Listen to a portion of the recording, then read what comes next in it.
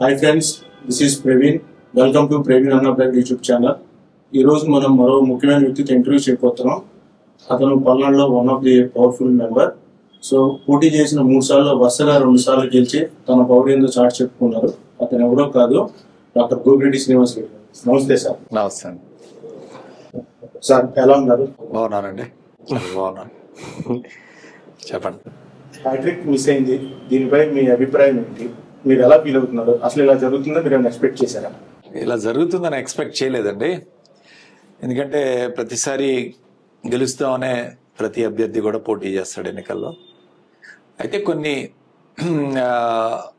ప్రభుత్వం మీద కొంత వ్యతిరేకత రావటం, అప్పుడు రాష్ట్రం అంతా కూడా ఒక గాలిలాగా మొత్తం ఇది అవటం.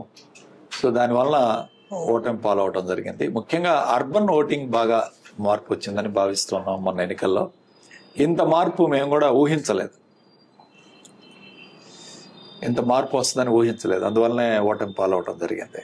సార్, మీరు ఓడిపోగల కారణాలు ఏమన్నా తెలుసుకున్నారా? దాని మీద మీరు ఎలా మళ్ళీ రివర్క్ చేద్దామని చెప్పి అనుకుంటున్నారు? తప్పకుండా తెలుసుకున్నాం. కొన్ని కారణాలు ఏవైతే ఉన్నాయో వాటిని విశ్లేషించుకొని మా యొక్క అనుచరులతో కూడా మీటింగ్లు ఏర్పాటు చేసుకొని వాటిలో ఏమేమి ఎక్కడెక్కడ పొరపాట్లు జరిగాయి దాన్ని సరిదిద్దుకునే కార్యక్రమంలో ఖచ్చితంగా ఉన్నాం.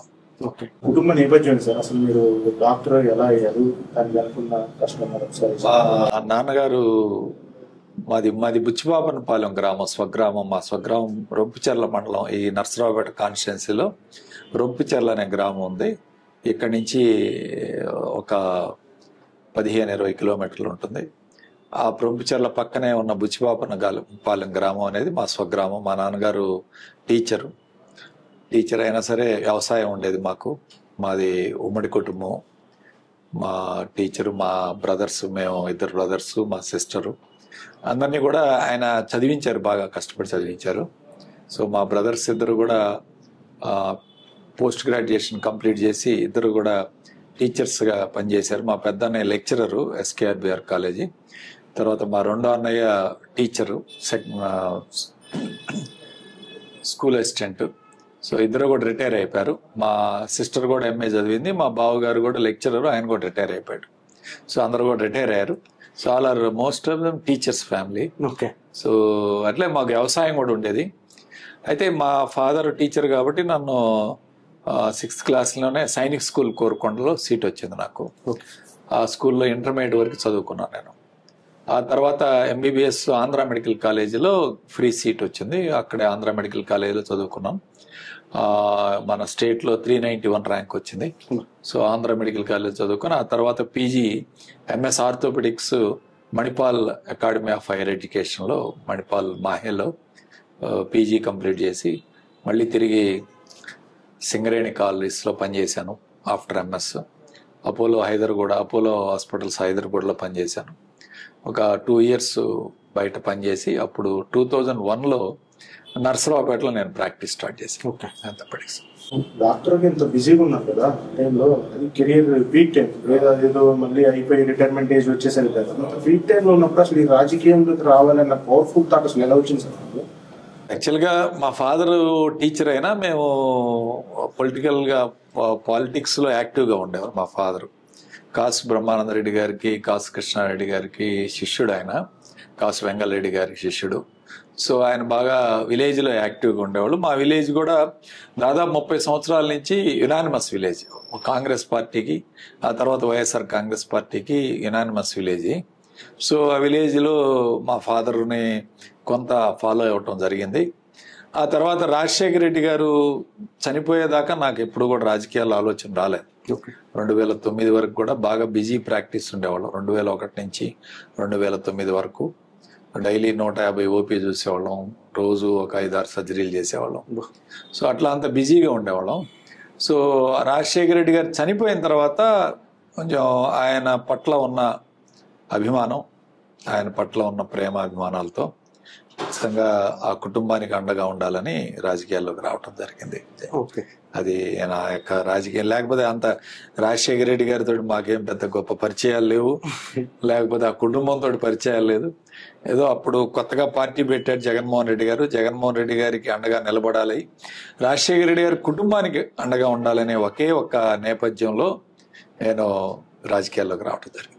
తొలిసారి మీరు ఆ రాజకీయాల్లోకి వద్దామని అడిగేసినప్పుడు సో సీట్ రావడం అనేది అంత ఆశమాషేవారు. సో అటువంటి మీరు ఎటువంటి ఛాలెంజెస్ ఫేస్ చేశారు? తప్పకుండా అండి. చాలామంది చెప్పారు అనవసరం ఎందుకు రాజకీయాల్లోకి రావటం, మీకు ఎట్లాగో సీట్ ఎవరు, ఇక్కడ ఆల్రెడీ కాసు కుటుంబం ఇక్కడ రాజకీయాల్లో 1970 సంవత్సరాల నుంచి ఉన్నారు వాళ్ళు రాజకీయాల్లో, సో మీకు ఎట్లా ఇస్తారు అది ఇది అని చాలామంది నన్ను నిరుత్సాహపరిచారు. కానీ జగన్మోహన్ రెడ్డి గారు ప్రోద్బలంతో, ఆయన ప్రోత్సాహంతో ఆయన ఒకటే మాట చెప్పారు. నేను మొట్టమొదటిసారి కూడా కలిసినప్పుడు, తప్పకుండా శ్రీనివాసరెడ్డి నీకే ఇస్తాను సీట్. నేను అప్పుడు కూడా అడిగాను, అంటే మళ్ళీ కాసు కుటుంబం వస్తారు, మళ్ళీ మిమ్మల్ని ఒత్తిడి చేస్తారు, మరి మళ్ళీ వాళ్ళకి సీట్ ఇస్తే మా పరిస్థితి ఏమిటి అని కూడా అడిగాను. అడిగితే ఆయన లేదు శ్రీనివాసరెడ్డి మీకే ఇస్తాను, మీరే పోటీ చేస్తారు, వాళ్ళు వచ్చినా సరే మీకే ఇస్తాను సీట్ అని ఆయన ఒక భరోసా, ఒక నమ్మకం నాకు కలుగజేశారు. ఆ ధైర్యంతో నేను ముందుకు వెళ్ళగలిగాను. ఓకే, మీరు మొదటిసారిగా ఎమ్మెల్యేగా గెలిచినప్పుడు ఆ రోజు గుర్తుందా సార్? అసలు ఆ రోజు మీ మనసులో భావం ఏంది, ఏం జరిగింది, ఎలా ఫీల్ అయ్యారు? చాలా సంతోషంగా ఉండింది మొట్టమొదటిసారి గెలిచిన తర్వాత. కాకపోతే ప్రభుత్వం రాలేదు పూర్తి, అంటే అప్పటికి జగన్మోహన్ రెడ్డి గారి ప్రభుత్వం వస్తుందని భావించాం ఈ రాష్ట్రంలో. ఎందుకంటే అప్పటికి చూసిన అత్యధిక ప్రజల యొక్క అభిప్రాయం కానీ లేదా అప్పుడున్న పరిస్థితులను బట్టి ఖచ్చితంగా మళ్ళీ జగన్మోహన్ రెడ్డి గారు ముఖ్యమంత్రి ఖచ్చితంగా అవుతారని భావించాం, అందరం భావించాం. మేము కూడా సర్వేలు కూడా చాలా చెప్పాయి. అయితే అప్పుడు కొన్ని పరిస్థితుల వలన తెలుగుదేశం పార్టీ, అంటే అప్పుడు స్టేట్ డివైడ్ అవ్వటం, తర్వాత బీజేపీతో పొత్తు పెట్టుకోవటం, పవన్ కళ్యాణ్ సపోర్ట్ చేయటం, ఈ పరిస్థితుల వలన చంద్రబాబు నాయుడు గారు ఒక 1.5% ఓట్లతో ఆయన అధికారంలోకి రావడం జరిగింది. సార్, మీరు ఎమ్మెల్యే ఉన్న టైంలో నర్సరావుపేటలో మీరు ఎటువంటి మంచి పనులు చేశారు, అయ్యన్నా ఎప్పుడు కంటిన్యూ అవుతుంది? తప్పకుండా. మేము అంటే 2014 నుంచి 19 అధికారం లేదు కాబట్టి పెద్దగా మేము కూడా యాక్టివ్గా చేయలేకపోయాం.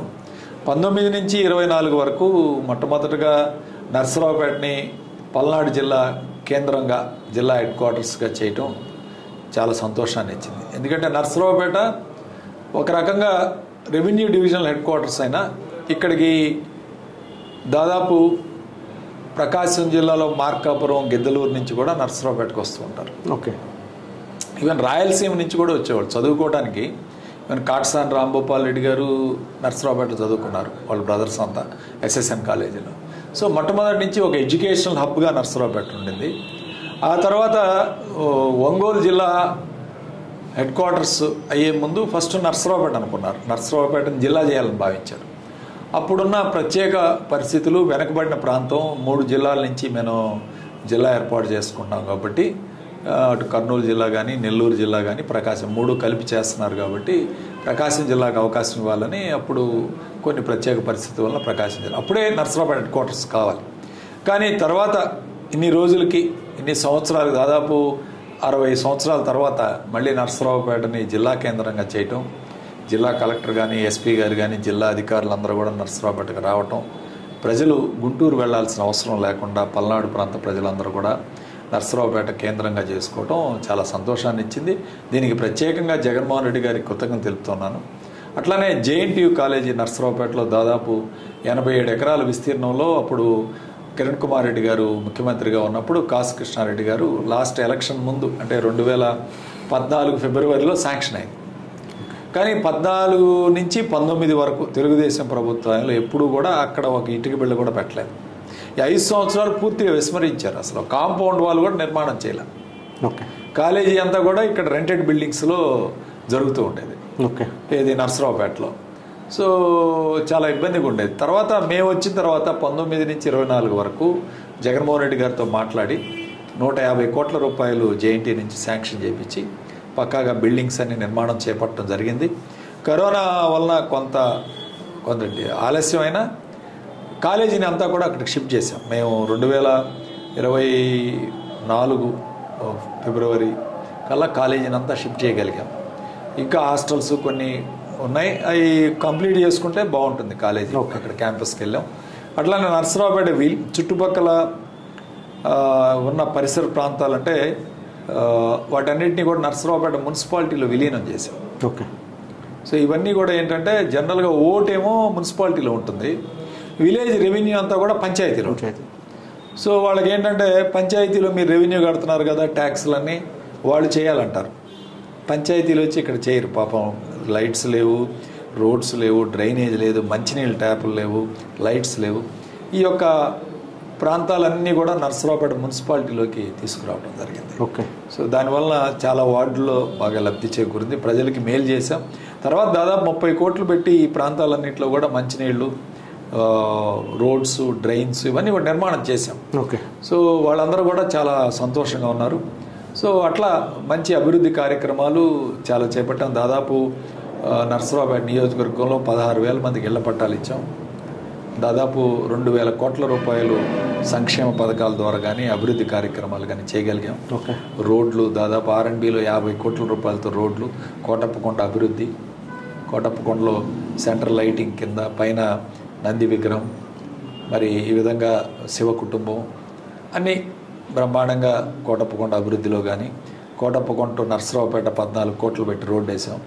రింగ్ రోడ్ వేసాం 11 కోట్ల రూపాయలు పెట్టి నర్సరావుపేట రింగ్ రోడ్డు. సో ఇలా అభివృద్ధి కార్యక్రమాలు చేస్తూ పోతూ ఉన్నాం. ఖచ్చితంగా అభివృద్ధి అనే నిరంతర ప్రక్రియ, ఎవరు వచ్చినా చేయాలి. అభివృద్ధి జరిగితేనే ప్రజలు మనల్ని గుర్తుపెట్టుకుంటారు, అది తెలుసుకోవాలి. సార్, మీరు 2024లో ఓడిపోయినప్పుడు మీ ఫీలింగ్ ఏంది? అలాగే ప్రజల అభిప్రాయం పట్ల మీ ఆత్మవిమర్శన ఎలా ఉంది? ఓడిపోయినప్పుడు సహజంగా బాధపడతాం. ఖచ్చితంగా బాధ అనేది ఉంటుంది. కష్టపడి పనిచేసాం 5 సంవత్సరాలు, తర్వాత ప్రజలకు మేలు చేసే కార్యక్రమం చేసాం, అందుబాటులో ఉన్నాం ప్రజలకి. ముఖ్యంగా ఏంటంటే నేను ఎమ్మెల్యేగా గెలుపొందిన దగ్గర నుంచి రాజకీయాల్లోకి వచ్చింది ఇప్పటి వరకు కూడా, ఓడిపోయిన తర్వాత కూడా నర్సరావుపేటలోనే ఉండేవాడిని. నర్సరావుపేటలో ప్రజలకు ఎప్పుడు కూడా అందుబాటులో ఉండేవాడిని. ఏదో ఎక్కడో దూరంగా ఉండి వారానికి 2 రోజులు 3 రోజులు వచ్చే కార్యక్రమం కూడా కాదు. పిలిస్తే పలికే దూరం. రాత్రిపూట కానీ పగలు కానీ ఎవరు ఫోన్ చేసినా ఎత్తుతాం, ఎవరు కలవాలనుకున్నా కలిసే కార్యక్రమం. కాబట్టి ఎప్పుడు కూడా ప్రజలకు దూరం, ప్రజల మధ్యలోనే నిత్యం 24 గంటలు ఉండేవాడిని. సో అలా ఉండటం, ఓడిపోవటం అనేది ఒక బాధాకరమైన విషయం. కానీ అవన్నీ పరిస్థితులు అవగాహన చేసుకొని ఓడిపోయిన 2 నెలల్లోనే మళ్ళీ ప్రజల్లోకి వచ్చాను, ప్రజల్లోనే ఉంటున్నాను. ఓడిపోయిన రోజు కూడా నేను ఇక్కడే ఉన్నాను, ఈ హాస్పిటల్లోనే, మా ఇంట్లోనే ఉన్నాను. అప్పటి నుంచి కూడా ఇప్పటి వరకు ఎక్కడికి వెళ్ళాను. సార్, మీరు డాక్టర్గా పనిచేశారు, అట్ ది సేమ్ టైం రాజకీయాల్లోకి వచ్చి ఎమ్మెల్యే అయ్యి, సో ప్రజల దగ్గర కూడా ఉన్నారు. సో మీకు డాక్టర్గా చేస్తున్నప్పుడు ప్రజలతో మమ్మైపోయిన ఫీలింగ్ బాగుందా, లేదా ఎమ్మెల్యే అయ్యి జనాలతో కలుపుకొని వెళ్ళినప్పుడు వచ్చే ఫీలింగ్ అన్నది? ఈ రెండింటిలో మీకు ఏది ఎక్కువ బాగా కలిగించింది? 2 కూడా మంచి ప్రొఫెషన్స్. డాక్టర్గా పేషెంట్ యొక్క బాధ, నొప్పి తగ్గించి వాళ్ళకి మంచి ఆపరేషన్ చేసి సక్సెస్ చేసినప్పుడు సంతృప్తి చెందుతాం జనరల్గా. సో అది పేషెంట్లు కొంతవరకే పరిమితం అవుతాం. రాజకీయాల్లోకి వచ్చిన తర్వాత నియోజకవర్గ ప్రజలందరికీ పెద్ద ఎత్తున లార్జ్ స్కేల్లో ప్రజలకు మేలు చేసే కార్యక్రమం ఉంటుంది. అట్లానే మంచి కార్యక్రమాలు ఉంటాయి, మన మీద రాళ్లు ఉంటాయి, పూలు పడతాయి, రాళ్లు పడతాయి, 2 బండలు కూడా వేస్తారు. సో ఇవన్నీ కూడా తట్టుకొని నిలబడ్డాం. ఖచ్చితంగా రాజకీయాల్లో, నర్సరావుపేట రాజకీయాల్లో ఒక సుస్థిర స్థానాన్ని ఏర్పాటు చేసుకున్నాం. భవిష్యత్తులో కూడా ఈ యొక్క మంచి కార్యక్రమాలు చేస్తూ ముందుకు వెళ్లే కార్యక్రమం.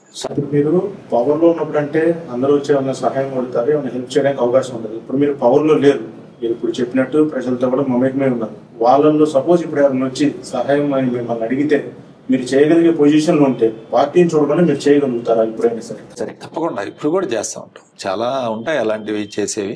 ఇప్పుడు మేము నర్సరావుపేట నియోజకవర్గంలో దాదాపు ఒక 3 కళ్యాణ మండపాలు కట్టించాం. రూరల్లో కూడా 3-4 కళ్యాణ మండపాలు, కమ్యూనిటీ హాల్ దాదాపు ఒక 10-15 కమ్యూనిటీ హాల్స్ కట్టాం. వీటన్నిటికి కూడా CSR ఫండ్స్ నుంచి తీసుకొచ్చాం. హైదరాబాద్ నుంచి చాలా మంది పెద్దవాళ్ళని కలిసి, సో వాళ్ళందరి దగ్గర CSR ఫండ్స్ తీసుకొచ్చి ఇవన్నీ నిర్మాణం చేసాం.